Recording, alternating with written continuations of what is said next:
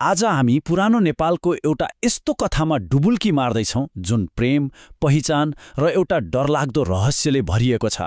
ल, आउनुहोस् मजिपा लाखेको यो कथालाई सँगै बुझौँ।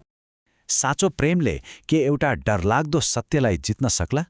यो कथामा एउटी युवती र छायामा बस्ने एउटा प्राणीको प्रेमलाई यस्तै एउटा कठोर परीक्षामा राखिन्छ।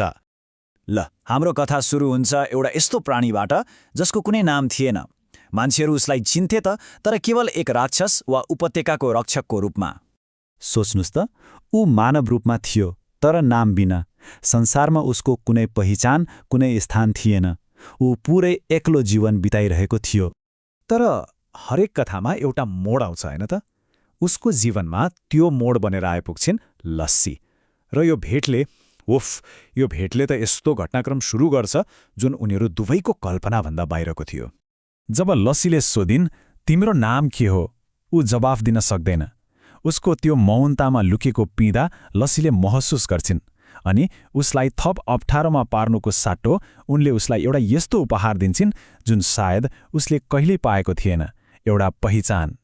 कति सामान्य सुनिन्छ है, तर यो एउटा वाक्यले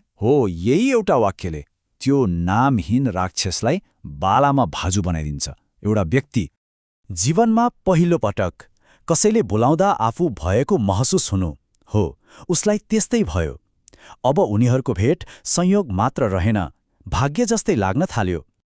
उनीहरूको मित्रता बिस्तारै प्रेममा बदलियो। तर हरेक सुन्दर कथामा जस्तै यहाँ पनि एउटा रहस्य थियो, एउटा यस्तो रहस्य जुन हरेक रात देखा पर्थ्यो। उनीहरूको दिन एकदमै उज्यालो थियो, कुराकानी, हाँसो अनि एकअर्काको साथ। तर जब साँझ पर्थ्यो, जब पहिलो तारा देखिन्थ्यो, तब सबै कुरा बदलिन्थ्यो।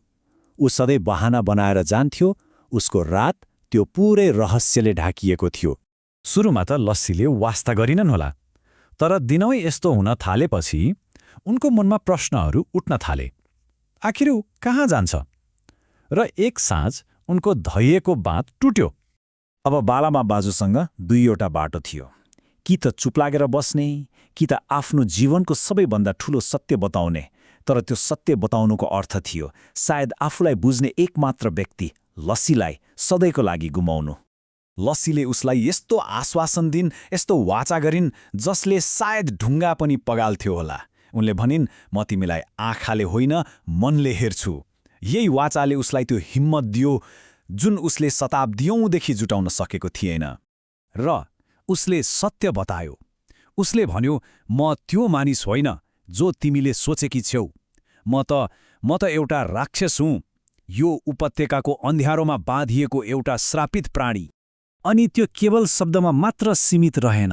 लस्सीको आँखा अगाडि नै ऊ बदलिन थाल्यो। उसको शरीर फैलियो, छाला आगो जस्तै रातो भयो, कपाल आगोको ज्वाला बन्यो र उसको आँखा त बलिरहेको कोइला जस्तै देखियो। एकैछिनमा उनले माया गरेको बालामा भाजु त्यहाँ थिएन। उसको ठाउँमा त बच्चाहरूलाई तर्साउने कथाको त्यो राक्षस उभिएको थियो। लस्सी, उनी त स्तब्ध भइन्। उनको अनुहार डरले सेतो भयो। उनी एक शब्द पनि बोल्न सकिनन्। उनले वाचा गरेकी थिइन्, मनले हेर्छु भनेर। तर त्यो डर उनको वाचाभन्दा धेरै शक्तिशाली साबित भयो। उनी चिच्याइन्, मेरो नजिक नआऊ, अनि उनी त्यहाँबाट भागिन्, उसलाई त्यही अँध्यारोमा एक्लै छोडेर। अब त्यहाँ केवल मौनता बाँकी थियो।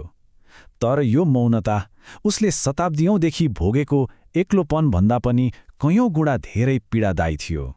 एक दिन, 2 दिन होइन, पुरै 7 दिनसम्म उसले त्यही बाटोमा लस्सीलाई कुरिरह्यो जहाँ उनीहरू सधैँ भेट्थे। तर उनी कहिल्यै आएनन्।